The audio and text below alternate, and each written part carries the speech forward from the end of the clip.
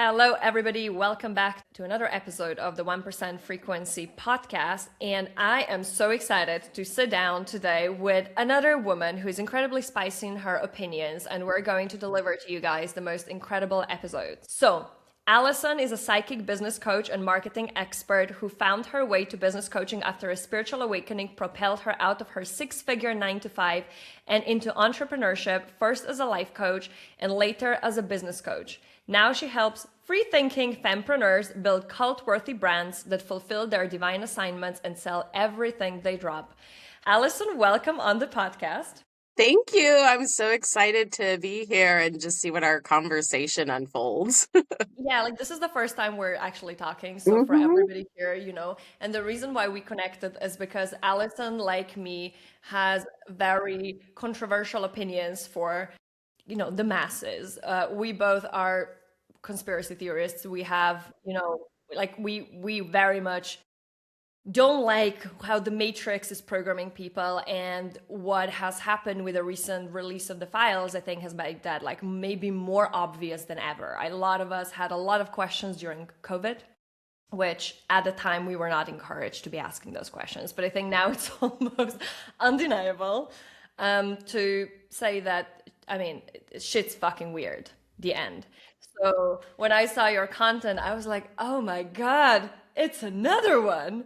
So I was like, I need to have her on the podcast, and we're just going to totally wing this conversation. We don't have anything prepared, and we're gonna go into your work. We're gonna go into how you got to where you are, and then we're gonna probably venture into some interesting waters as well. So, Alison, I would love it if you introduced yourself to my audience and tell them a little bit about how you got to where you are right now, because your path was not linear like most of us. So please tell us. Not at all. But first, I want to say when you started following me too, and I looked at your page, I was like, oh, this is a breath of fresh air. Like, you don't see much content like ours out there in the business coaching, arena. So I was super excited about that too. So how did I get here? I'm gonna give a Cliff Notes version, which will still be lengthy because I can yap. I'm a yapper. So Me too. good. So we'll have like no dead time here. We'll just be yapping and yapping. So I actually used to work in policy. I used to be a shill for the Matrix. It was out of good intentions. Like, I don't think the average Joe gets into like political advocacy work, without having good intentions behind it. So basically, um, got my bachelor's degree, then got a master's degree, and then got a job in the Washington, D.C. area. So for the international audience here, Washington, D.C. is our nation's capital. So it's basically like the Hunger Games district, with President Snowden. That's D.C. Got my first big girl job there doing political advocacy work. It was environmental leaning, but there's always cross-pollination among progressive work, right? So I was so bright-eyed and bushy-tailed. And I actually had a spiritual awakening when I was 20. My third eye spontaneously opened. But, just being in that environment, it just got slowly like kind of swept under the rug. I got super immersed with my career. It created my whole identity.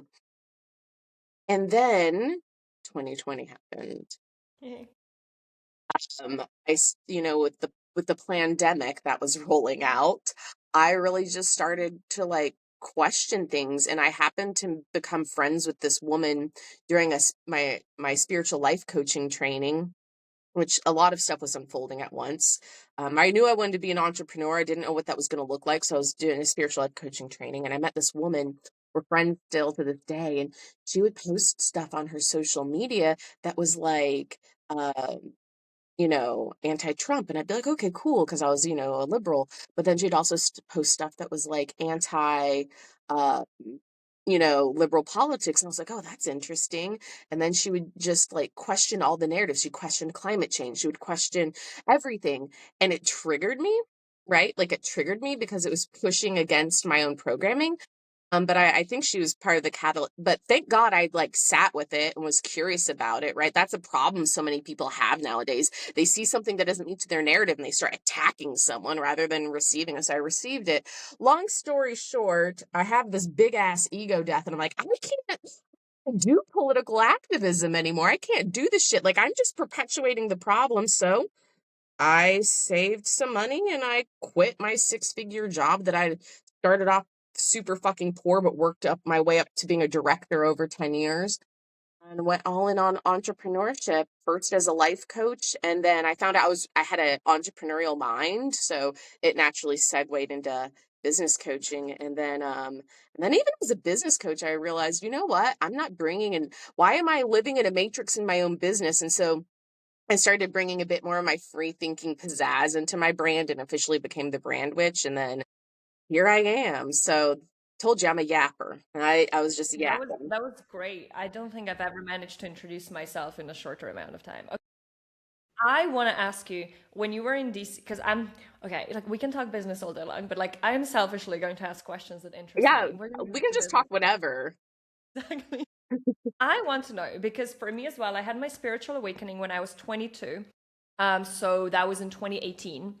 And it was like before the pandemic. And so when the pandemic started, for me, very quickly, it was just, an intuitive thing where I was like, something is really fucking wrong here. Hmm. Like the math isn't fucking mathing. I was working in the lab. I saw all these people around me who were the exact people who should have been asking all the questions because they had the training in molecular biology, all of those things. And no one was. Everybody was just going with the narrative. And I was like, why do we educate people? But what was it? And that's how I got into conspiracy theories because I started really like looking into that. But I'm wondering, so you said that there was this woman that you met, right? That you started questioning all of those things. What was the thing? What was the breaking point for Yeah. you that you were like, oh my God, everything I thought was real is just not real? I think it was kind of like a few things kind of percolated. But first, I want to go back to you talking about, because I just had this thought like you were working in the lab with other scientists. The thing that blows my mind about the pandemic was how people like trust the science. And the last thing I remember is the scientific method is questioning. Like Yep. science is based on questioning. And so it's just like my brain exploded. So that was one thing. Like I'm not a scientist by trade, but I've done I was a researcher. I did like social stuff, like qualitative research. I was a researcher in my political advocacy field. I also had a master's degree and had to take pop and econ classes and stuff. I understand what the scientific method is. Like, why are we telling people not to pursue the scientific method? Like, this was like so. Anyways, yeah. So that was definitely part of it. Like, there was something off. There was just something off. Like, I had never been an anti-vaccination person before. I was just like, yeah, sure, I'll get my flu shot, I'll get my whatever, but something about it, I was like, this is sus. So there was something that kind of like, and I'd been dealing with chronic illness. I've put dozens of chronic illness symptoms in remission to this date, but at that time I was in the throes of it, and I was like, if I get this, I'm gonna get sicker. It's just gonna kill me. I just knew somehow. So that was part of it. And then my friend was like putting out all these things. And then I had like this other person in my life who was starting to question things. And I started to question things. And I just started to get like really unhappy in my work, which was really weird because it used to be my lifeblood. And I was like, and I started to like, when anybody gets in a crossroads, or a lot of people get in crossroads, we turn to spirituality, right? And so I started getting spiritual again. I kind of shut that shit down. I started getting spiritual again. And through getting spiritual again, I came across this quote by Lao Tzu, who people attribute Lao Tzu to being the author of the Tao Te Ching, which is the book of Taoism.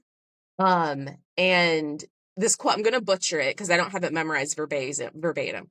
But the quote goes something like, if we want there to be peace in the world, there must be peace in the nations. If we want there to be peace in their nations, there must be peace in the cities. If we want there to be peace in the cities, there must be peace among neighbors. If there's to be peace among neighbors, there must be peace in the home. And we want peace in the home, there must be peace in the heart. And that quote took everything that'd been percolating and sort of crystallized. Because what is political advocacy? It's trying to force people to see your way. Nothing happens through force. And nothing's going to change through the system because the system is built on force. It has to happen at the individual level. And that's why I was like, well, I'm going to go into coaching because I can make more difference in the world working with individuals, right? And like, as we find peace in our hearts, however that may be, right, there's going to be a ripple effect. So I think actually finding my way back to spirituality kind of like was like, all right, this is not it. Yeah, and I totally agree with you. I mean, I was never in policy or professional activism, but I was an activist in pro-Palestinian activism for about 1.5 years in Germany, which is arguably the worst place in the world outside of Israel and maybe the United States to do pro-Palestinian activism. So it was like hitting your head against the wall. But really, like you reach a point where you also realize, right? I think of everything we're doing from this perspective of where the energy flow is. And are we putting the energy into the system or are we taking the energy out of the Yeah. system that we want to see fail, right? Because it's like as long as you're feeding something energy, it's going to keep sustaining itself. And I was like, why are we going to, like, we're going to all these protests, we're doing all of these, like, we saw through a massive, like, email campaign in Munich, worked on it for like over 1.5 years, and there was absolutely no fucking result. Like, nothing to show for it. Because it's as you said, right? At the end of the day, if people don't want to hear something, see something, like you cannot force them. And also, it just means they aren't ready to see that. And we should start asking much deeper questions, which is, why would anyone justify a genocide? Like, why would anyone on this fucking planet justify any form of war? Because a lot Yeah. of people are. And this actually starts bringing us to a lot deeper, more complex, and more nuanced questions. And that's where, for me as well, I was already doing subconscious work at the time. I was like, this is, in my view, this is the only way. Like, we need to help people reprogram these parts of ourselves that are just false. They're built on fear instead of love. And once we do that, people will automatically say no to those things. Like, for the two of us, once we saw what was going on, like, you cannot go back. Like, in my view, you cannot go back. You're like, oh Lord, like like this is all rigged. Like, my energy is not going into that. But it was a very interesting experience for me seeing that, and I had to go through it to really understand why that way of engaging is not going to, it cannot create an actual solution. Yeah. It kind of makes me think of, well, first I want to say the thing with war is so crazy because people like pick sides with it like it's a sport. I'm like, this is not the Super Bowl. This is not, this is people. So I always find that super weird too, how people like pick sides. And then also, I think of what's going on with Iran right now, and it's complex. And these things usually are complex on one hand. And so I think it's really, if you're a free thinker, I think it's really important that you're willing to consume information from different perspectives, knowing that each perspective is not 100% truth, and know how to discern with nuance and pull out of that what the truth actually is, right?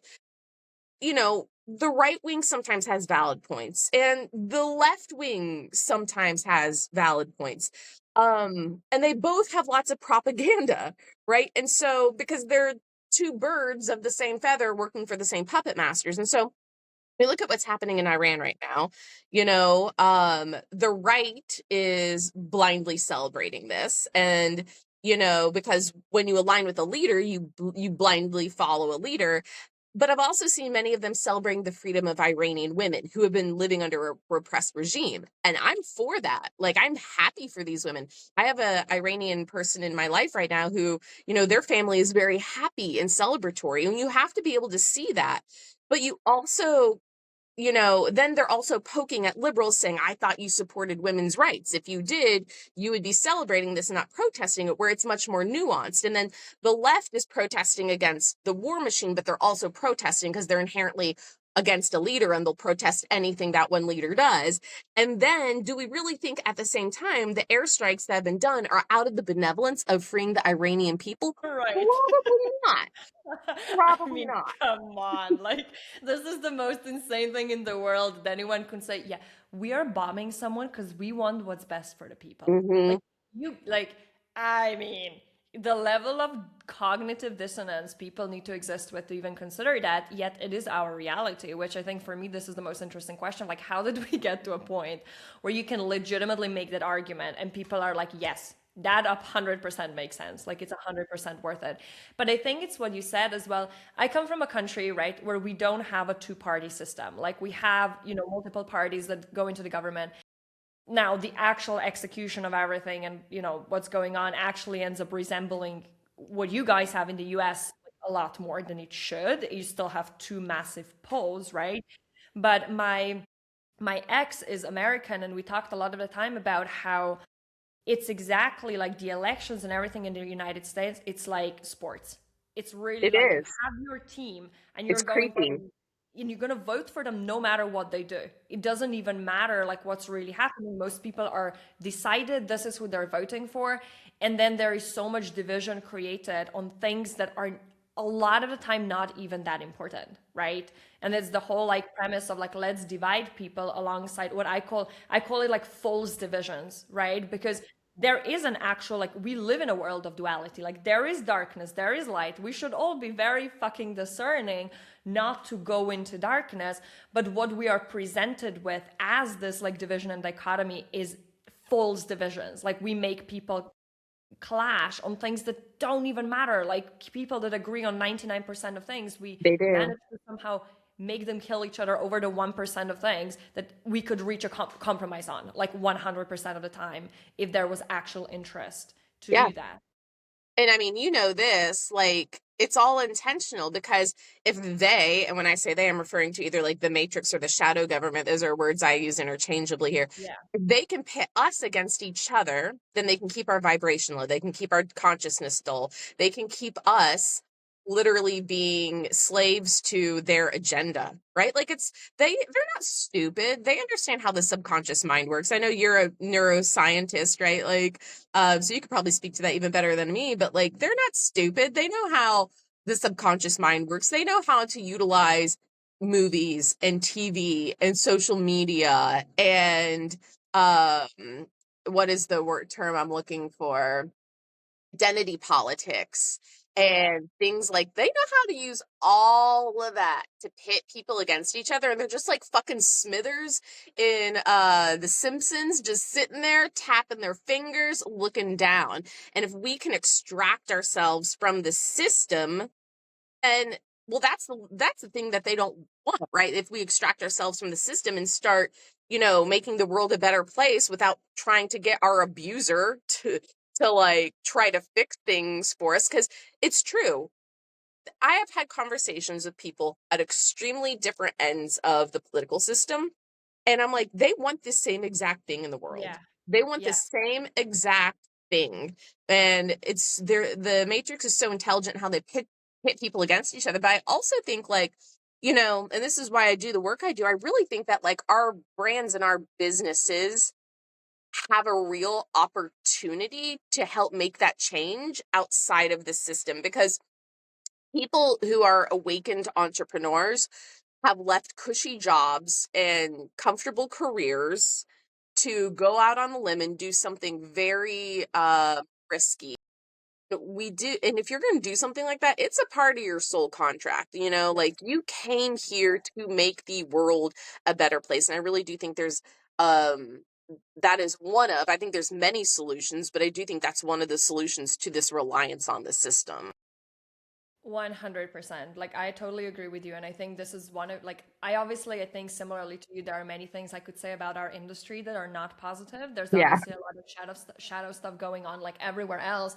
But at the same time, I also look at it and I'm like, this is like what a time to be alive, to be Hmm. able to actually help people do like the root cause Hmm. work that's going to help us shift the frequency on this planet, do it outside of the system on our own terms, make a lot of money doing this. Like we can actually create a win-win scenario, which to me, in the methodology I work with, like this is one of the major principles. Like whenever you're working with creator consciousness, there's always going to be a win-win scenario. Like you never play a win-lose scenario if you think you need to play a win-lose scenario, aka I need to sacrifice XYZ for money, for these kind Mm-hmm. of conditions. You're not actually operating from creator consciousness. And this is actually a system that is allowing a lot of us to do that, which I think Mm-hmm. is absolutely phenomenal. And then imagine what happens when we get more money in the hands of people like us. I know. It's a dream. And this is, I think all of this is happening at a perfect Mm-hmm. time for Mm-hmm. sure, because the new paradigm is here. Energetically, it's already entered, and we're seeing now everything dismantling, which is obviously extremely chaotic. But this is the new era, and I think this is just absolutely like really, really exciting. Just fun side note too, I see auras and I've been seeing your aura the whole time. You have this like sky bluish aura today. So just thought there. Probably because you're speaking a lot. So it's probably throat chakra energy. Yeah, probably. That's so cute. I love it. Mm. Okay, so I want to go a little bit and talk about, because you described yourself, I gave you an application form for this, and you were like, I am a cool business coach. And I thought that was really, really funny. And I want you to speak a little bit more about, obviously, like what differentiates you as a business coach with all of the tools that we spoke about now. And Yeah. also, I'm actually curious, were you bringing these parts of yourself into your business from the beginning? No, I wasn't. Yeah, no, I had to like figure out how to do that, which now I can help others do it because I've done it. But so what makes me different and have I always brought these parts into my business? I'm gonna answer the last question and move forward. So I actually went through a huge rebrand last year. I, was comfortable in business and making money. So, what a good time to burn down every single offer I have in my product suite, my scalable group coaching program, what a great time. So, I hired a coach and she helped me get really clear on my vision. And I was like, well, nothing I have helps with that vision. So, I burned everything down. And the reason I burned it down is because my business coaching, I was serving spiritual entrepreneurs, but I didn't bring my spiritual identity into the work that much. It was still like kind of like muggle business coaching, right? Like, let me help you create content. Let me blah, blah, blah. Because I'm really good at that. Like, it is something I'm good at. It is something I help people with, but it just felt like it was lacking a certain depth, right? And so, what I've really realized my zone of genius is I do have a really good business brain. Like I'm really good at marketing. I can help people create scalable offers. I can do all that stuff, but I like to do it in the context of helping somebody really own and understand what I call their divine assignment or their soul purpose, right? And using that and bringing that into their brand to make them a category of one. And from there, grow the cult worthy brand, scale, get a big audience, do all those things that help them sell all their offers on repeat. Because I see a lot of business coaches talking about category one brands right now. And it's a very popular term, but it's kind of funny. I'm like, but none of you are category of one. Like you all sound the same. But you know what is category of one? Your sole purpose. No one can replicate that unique thing that you came in here with. And so I like to help people take their divine assignment and lead with that in their brand. And so to do that, there is all the brand building work, the marketing work, the all of that. There is all of that. But there's also the like witch wound work and spiritual identity work. Who am I? What do I believe? How do I infuse this into my work? There are the energetic and spiritual elements and being able to like really break free from having like a matrix mentality in order to make that work. What is the matrix mentality when it comes to business? So I think it's twofold. One is the mental matrix, and then one is the literal structural matrix. So the mental matrix is the whole like good girl programming or witch wound stuff. And for anyone chiming in who's not familiar with witch wound stuff, that's basically the idea that your ancestors or your past life or a combination of both were persecuted, like literally burned at the fucking stake for being a spiritual leader, right? And so now the idea of putting yourself out there in that sort of way in your brand is really scary, and that's because it holds an energetic and or DNA blueprint. So for those of you who are unfamiliar with that term. So anyways, programming from society, and what you should or shouldn't say, how you should or shouldn't so that it's the whole mental game. So that's kind of like the mental side of it. And then the whole structural side, and then that will like influences how you show up, right? Like the brand you build, the marketing you do, how you position yourself, how you lead, what you say. I mean, cancel culture is the new fucking Salem witch trials that we have right now.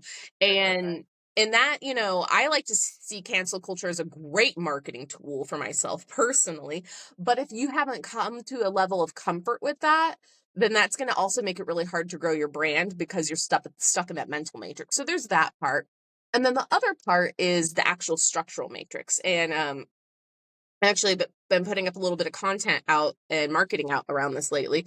But that's the whole building your brand within the confines and the rules of Meta or social media or platforms that you rent and that you borrow.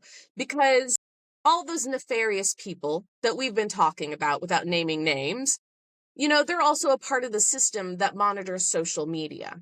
And if you say one wrong thing, you can be shadow banned, you can be terminated, you can be cut, your viewership can be limited.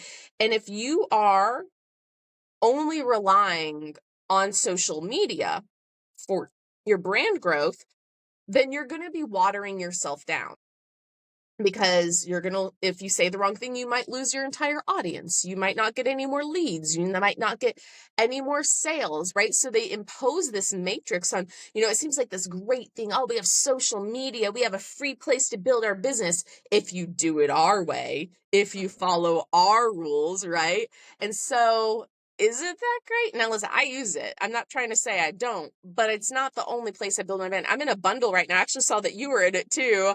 So there's a bazillion different ways to build your brand without it. So to escape the business matrix, it's a mental game and it's also a strategic game. And I got a little bit of a back and forth on Threads the other day with this really obnoxious coach. I made a thread about how I get more leads from my email list than socials. And I was like, think about it. If you have 5,000 followers on social media, on Instagram, you're getting that push to like 2% of your audience. So was that 100 people? Now let's say you have a 5,000 person email list and on average, a good open rate is 20 to 30%. Well, now you're hitting 1,000 to 1,500 people, and she was like, yeah, but how did you grow that email list? From good organic content. I was like, actually, I didn't, and she was like pushing back like I was like lying or something. Part of me was like, I could invite her to my free town hall I'm doing on this, but then I decided not to because her energy was vile. Clearly not a vibe. I was like, yeah, I don't want her there. And I'm not going to tell her how because she's not cool. It Yeah, was but I mean, weird. this is so important, right? And like I do a lot of work, yeah, with like the witch wind stuff that you talked about Mm-hmm. subconsciously, but also my favorite thing to work with and kind of like how I perceive the world as, a good Scorpio rising with Mars and Pluto and the ascendant. Everything I see is a power game within these systems, right? It's all hierarchies, it's power games. And so it's so interesting to me looking at people being like, you're going to do this for the algorithm and this for the algorithm and this for the algorithm. I'm like, who the fuck do you serve? Like, you're literally replicating like a master slave, master servant Yeah, dynamic. Like, it's the same it is. fucking energetic contract. You've just now applied it to Meta, and you cannot wait to learn how you can serve your master better so that you can get some breadcrumbs. And It's it's like, hilarious. whoa, like, but you see it everywhere, and we project these unconscious power dynamics onto anything in our life if we're not aware it's there. So I think this conversation is so important of like, yes, socials, yes, Meta, but also like if your business is purely reliant on that, you're risking a lot. You're Hmm. risking a lot because like we all know people that had their accounts locked down, Hmm. deleted, like removed, Facebook groups disappearing overnight with like tens of thousands of people. Like it's just a wise thing to be prepared in your business and to have it on other platforms as well. Yeah, I mean, and when I first started out, I took a social media first approach because that's all I knew. And I've since like teetered away towards like my social media now complements the rest of my brand rather than leads my brand, right? I mean, think about it. These people do not want light workers, do-gooders, free thinkers, those who are awakened, spreading the messages, spreading the information that helps us fulfill our divine assignments, that helps make people a better place. Of course they're gonna like shut you down. I mean, I do my best to censor myself, but like my content has taken such a hit lately. And I mean, I don't really, it's fine because I have my email list and my community and stuff like that, which I just started the community. But it's like you can just see it. You can see it happen in real time. And I'm like, thank God I don't just rely on this. Yeah, 100%. So tell me more about how do you teach content sales strategy in a way that really allows, or let's go first to actually, that's the question I'm more interested in. You're talking about divine assignment. How do you actually, because this is my take as well, it's like if you're not anchored in your soul purpose, it's gonna be so fucking hard to do anything. Like, because you're It gonna be is. wobbling. Like, I tried, didn't work. So, how do you help your clients actually really lock in their divine assignment? That's a good question. I think usually people already know what it is, even if they're not consciously aware of it. So it's like weird. It's almost like I'm this like brand seer. So when I'm coaching my people and having conversations, I can like hear what they're saying, but like associate it with the bigger picture. So sometimes my psychic gifts come in really handy when I'm coaching. And I can almost like as they're talking, like be able to pull out like what it's supposed to look like and what their brand is supposed to look like, what their purpose is. And so usually everybody's purpose in some capacity has been forged from their own lived experience, right? Almost always. So one thing I almost always do with my people is I do something that I call spiritual identity work, which is kind of a term I coined, that is similar to self-concept work, but it's very specific to who am I? What do I believe spiritually? How did I come up with these spiritual beliefs? What fire did I walk through? What experiences did I have? So I have this course, The Divine Assignment, that does this. And we really dive into that and like, it really gets you thinking. And what I've noticed when people go through this process is that they're pretty close in their business or brand, but they're not quite there. And they're usually muddying it down because of a mental matrix, because of a good girl, program, because of the witch wound, because what if so and so sees that, or what if whatever, even though that's what like lights them on fire and they could stand on that soapbox for hours talking about. So it's a little bit of combination of my own psychic gifts and then this spiritual identity process I take them through. And then once you go through the spiritual identity process, it's the process of learning how to embody that, because you have to be the embodiment of your work for your work to actually like be effective and grow and scale and yada yada yada. What were the biggest things that you changed on your own embodiment journey of that? I know you also mentioned um, going like similarly to me that you also had like different chronic conditions, etc., that you worked with. But like, what Yeah. was your journey like to really embodying this and being able to be basically like your current highest expression version of yourself? Well, I didn't know I was doing spiritual identity work at the time, but I was kind of like taking myself through that similar process that I've taken my clients through of really like I even have them like draw out a timeline from like their earliest memories to now. And on the top is like positive and on the bottom is negative, and like list out every spiritual experience you've had. It could be like buying an oracle deck, seeing a demon, like getting baptized, like whatever it may be. So I went through this whole process myself and I was like, what do I believe? And if I had to, this one hangs people up. If I had to give my spirituality an identity, a name, right? I know we hate labeling things, but it's the 3D world. Like, what would you call yourself? And so I was like, well, I'd call myself a Catholic witch because I was raised Catholic, but I don't prescribe to the full organized religion of it. But I still have Mary on my altar. But I kind of pull from different spiritual traditions. So, I gave myself a name. I give myself a name and I'm like, okay, now that I understand who I am and what I believe, and then of course there's the like free thinking component of my personality. How do I take that and be embodied in that in my brand? And so I'm like, well, that means I have to talk this way. That means I have to show up this way. That means I can't skirt away from these particular topics. That means that my brand identity has to mirror that of my spiritual identity, right? Because when it comes to building a brand, we all lead with a certain identity. And, I know we're all multifaceted beings, but you do need a brand identity. And so I use that to sort of create my brand identity.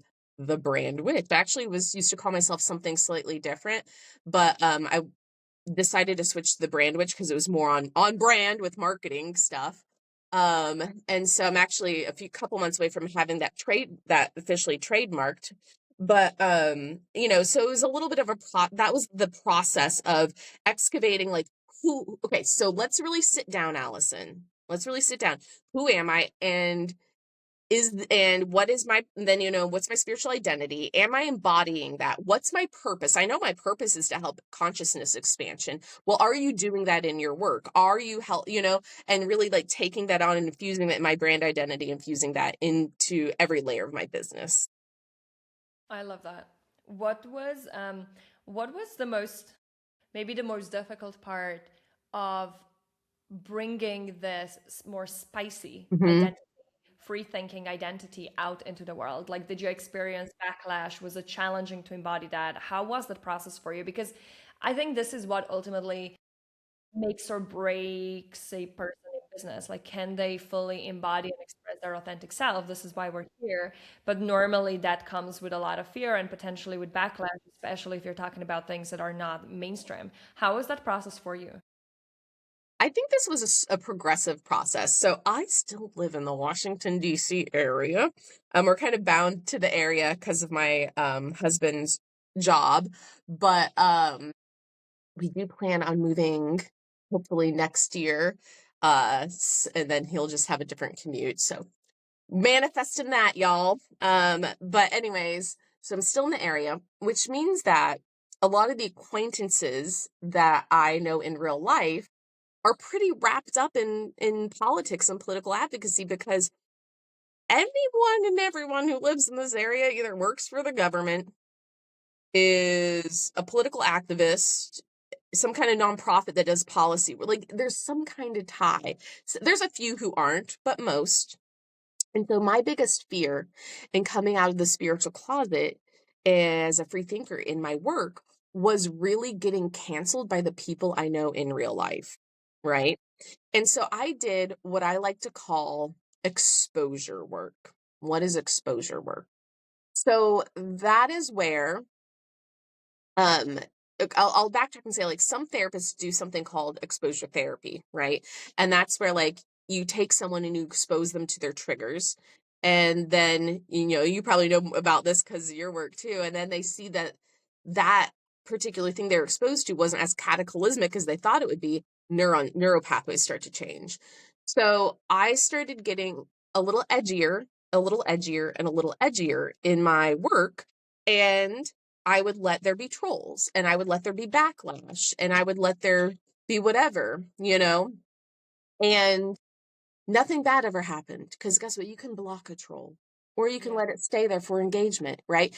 And I just allowed myself to step into it a little bit more until I got comfortable with it. And now I really do not give a fuck. Yeah. Like someone can think I'm batshit insane and that's fine. And so the acquaintances I still have in this area, I say acquaintances because I used to be really close with them. And then when my consciousness expanded, I felt like we didn't have as much in common, but I still see them around sometimes. My acquaintances in the area, they don't follow me on social. They don't give a shit what I do, like if so I also want to let people know you can remove people from your socials and your email list if your mom is on your email list and you don't want your mom to know you don't go to church anymore, just remove her. Yeah. You know? I tell this to people all the time. It's like just it's your fucking show. Like cleanse people off of your social Hmm. media, off of your list. Like if you're gonna let that hold you back, like please. I Hmm. mean, we cannot have that, and it's totally okay. Um, have you come out of the spiritual closet fully with people in your life? I would say everybody but my mom 100%. My mom knows I don't go to church anymore. She knows I'm a psychic. You know, I would say she's 75% of the way. She's 75% of the way. But we just don't talk about it a lot. We don't make it the like centerpiece of our conversation. So I'm thinking about she actually knows a lot more than I realize. And I'm writing a book about my life right now, an autobiography that's also gonna be like a self-help book. So she'll know everything if she reads that. But she's heard my story. She's heard my story about the time my third eye spontaneously opened. She knows I see auras. So I actually think she might know more than I realize. But yeah, otherwise I'm out of the closet. Like I let my spiritual freak flag fly. My husband is like, you are so weird. Because when I met him, and he likes it, when I met him, I was not like this. Had my awakening in my 20s. I'm 41 now. In my 30s, it shut down. And then I started coming back out of the closet, but he likes it. He likes it. He thinks it's fun. I think it is so liberating when you reach a point where you just stop giving a fuck about these things. I mean, for me as well, like I had so much. What is your profile in human design? I know you're a manifester. I'm a 2-4 splenic manifester. What are you? I I'm forget. a 5-1 emotional manager. Okay. But I'm asking because I work with a lot of fifth lines, obviously heretics. We love them. And I am yet to meet one that didn't have like witch wounding Yeah. because it's the whole heretic prosecution. Like it's literally in your Yeah. design. That's happened to you. Like it's not your first rodeo. And so for me, it was also a journey of like, there was so much fear at the beginning. Like I remember during COVID, even telling my parents that I was starting my own business, like I was petrified. They were both like, cool, great for you. I'm like, oh, okay, it wasn't that bad. But it was so interesting seeing the progression. And I do feel, because sometimes like we make it sound, I find in like, everybody's talking about authentic expression, how that's going to blow up your business, blah, blah, blah. And some people make it sound like you can, the whole saying, you can just decide to do it. And it's like normally it's like yes, and normally it's going to be a process for a lot of people doing more and more and more and more exposure. But there comes a moment at some point where you actually don't care anymore. Yeah. And that for me, I would say really happened like late last year, early this year, when I got to a point where I was like, I don't give a fuck what people think. Like I literally couldn't care less. And if someone doesn't want to talk to me, doesn't want to hang out with me, like I am plenty happy hanging out by myself. Like it's I don't need people to validate me in any way. Yeah. And I think it's just like such a process of initiation that like building a business puts you through in that sense because it really forces you to look at all of these things to clear them in order to actually be able to like fulfill your own divine assignment because it's what he said before, right? Like time and space that we live in right now, you're not going to be celebrated for this. Like you're not going to be encouraged to do that. You're going to be seen as weird. You're going Hmm. against every single mainstream paradigm. Like you're going to be Hmm. shitting on everything people believe is giving them safety, stability, security, health, like all of those things. And you're there to say like, actually it's the opposite, right? But it's like it's a process to actually getting there, but the amount of freedom and liberation you have on the other side of it. And I think also seeing in the process, like I don't know how that was for you, but I've seen in the process of me coming out and sharing these things, like 4 or 5 years ago it was weird. Today a lot of those people that called me insane 4 or 5 years ago are on the same page in such a short amount of time. And that's also wild because they come to you and they're like, actually, I've been reading these things about the reptilians. And I'm like, really? How has that been going for you? I don't know that many people where I live are on board with reptilians, considering where I live. I don't know that I've had that experience here, but oh my God, I know people thought I was insane when I left my job. So the organization where I worked, I'm not going to say the name or anything because the people there are good people, you know. But when I started working there, I started working as a researcher. And then I got promoted to senior researcher. And then I got deputy research director. And then I remember the moment I started working there, I was like, I'm going to become a director here. And that was a really hard thing to do because once someone got a director position there, they were there, you know, and they weren't going anywhere. And then the next thing I know, I got promoted to director when the director decided to leave. And I was the youngest director on staff, and I was making a very cushy 6-figure salary finally. And I worked that for 2 years, and then I decided to like just leave it to go into that. People thought I was clinically insane.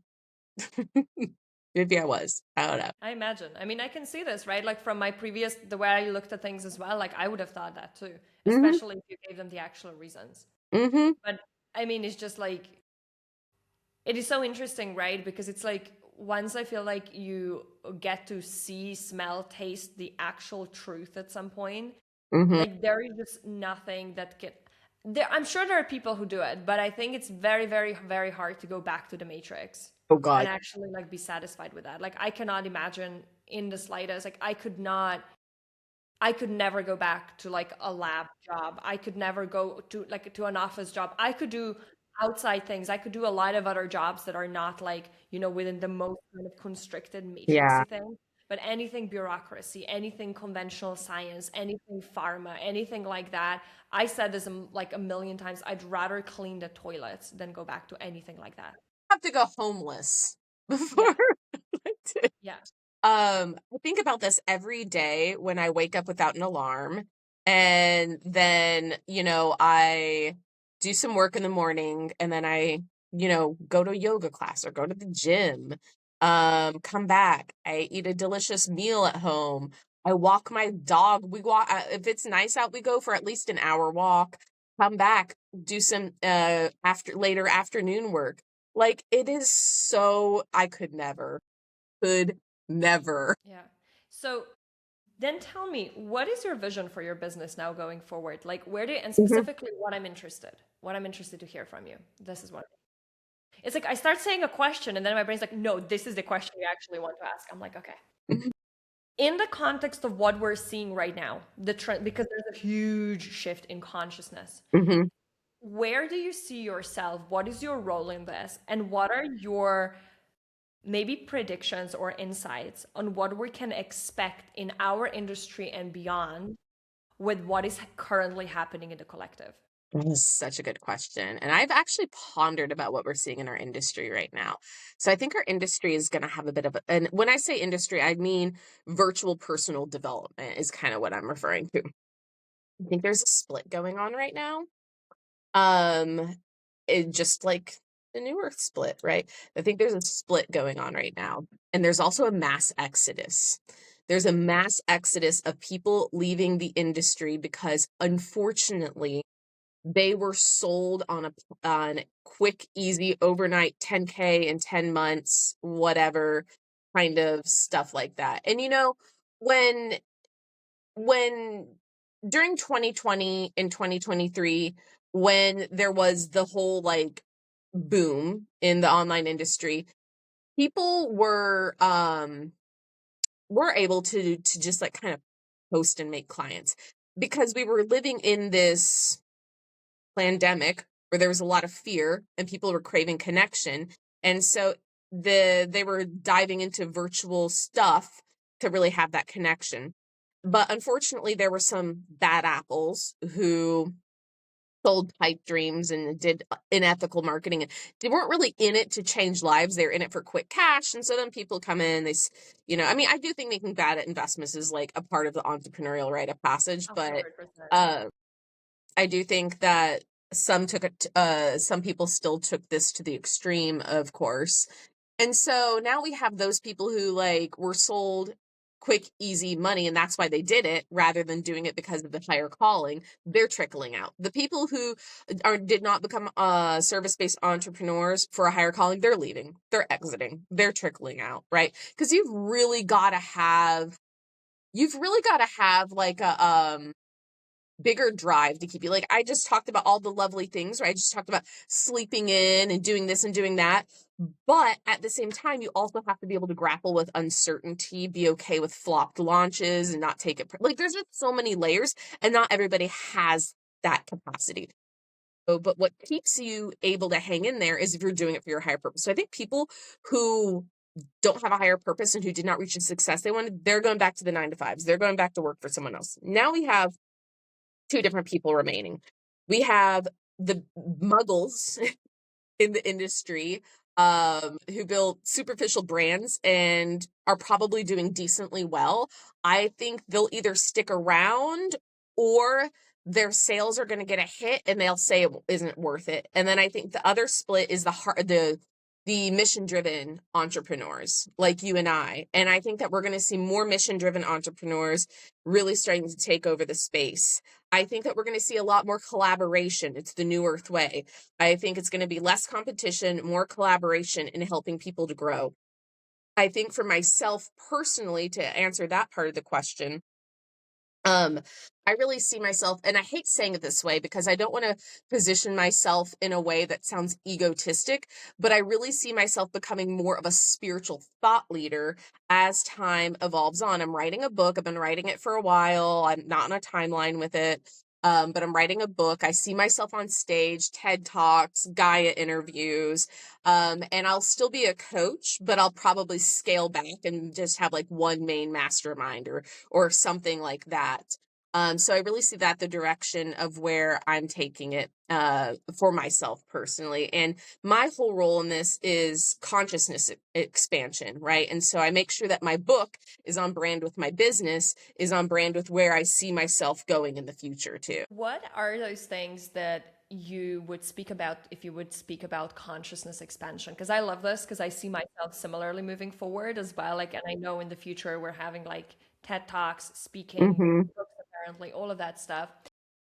I'm curious, like, what would you speak about if you Mm-hmm. were to give a talk about consciousness expansion on a stage? Oh, that's good. So I would say, I mean, there's probably so many angles I could take it. And it would probably be a lot of the stuff that I talk about in my marketing, in my content, that for the free thinking stuff that I talk about in my marketing, about how the overlords want us to be divided, about how, seeing through the veil and what that means, and being political but in like a fuck the government sort of way.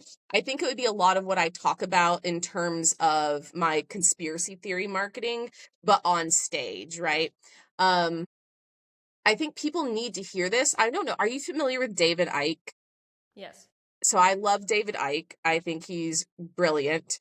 I love the things that he talks about. I can't see myself being quite as political as him because he really stays plugged in, to the current affairs, and I really try to stay plugged out of the current affairs.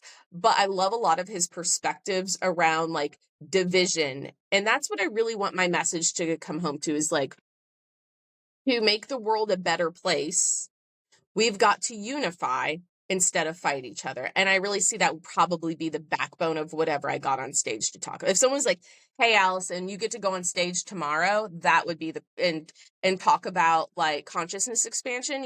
The best way to expand your consciousness is to stop hating your neighbor. That is 1,000% the best way to start expanding your consciousness.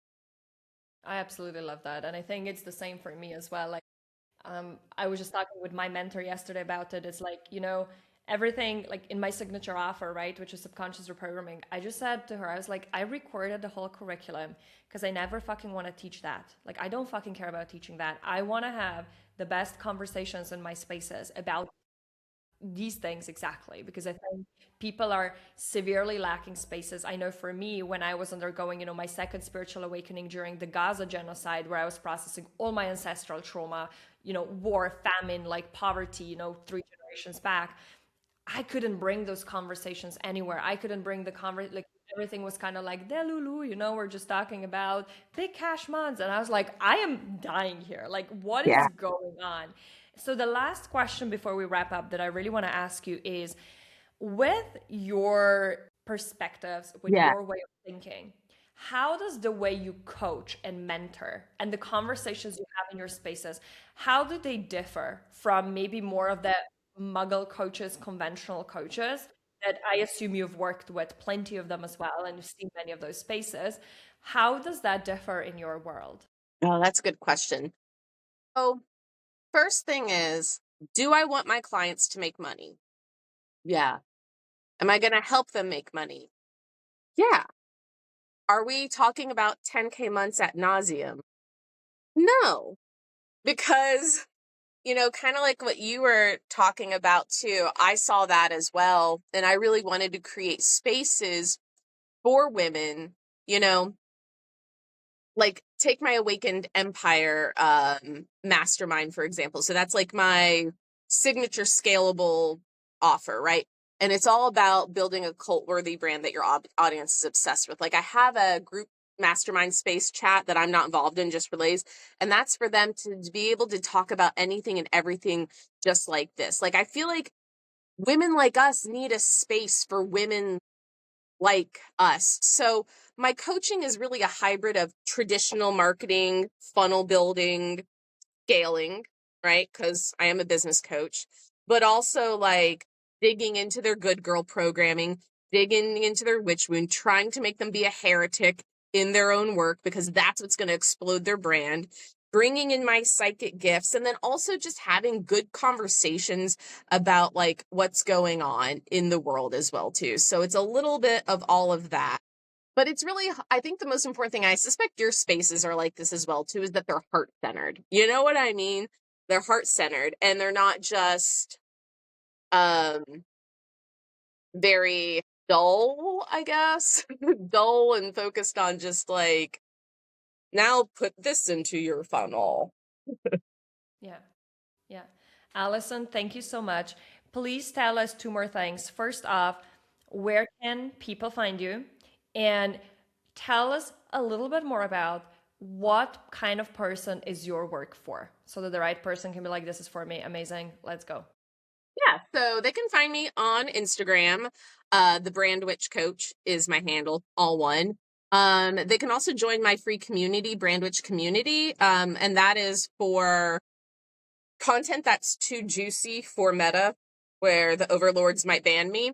As well as like I host quarterly community town halls. I hosted one last night. And then just like space for you to connect with other tinfoil hat wearing fempreneurs. So you could come, either of those spaces. My work is really for the awakened, the awakening, or the free thinking fempreneur who wants to make a world a better place without the red pill, blue pill matrix and wants to lead her brand with her sole purpose, her divine assignment, use that to become a category one, have a fuck ton of depth and purpose in her work. And that just increases her income, but also her impact. And impact is just as important to her. She's not in this just for 100K months or whatever. Like she really wants to like help the world become a better place. Amazing. We're going to put all the links in the show notes as per usual. Alison, thank you so much. This was such a fun Yes, conversation. it was. And I just cannot, I'm looking forward to following all of your stuff and keep having these amazing conversations. Likewise, thank you so much for having me on here. This was a super fun conversation.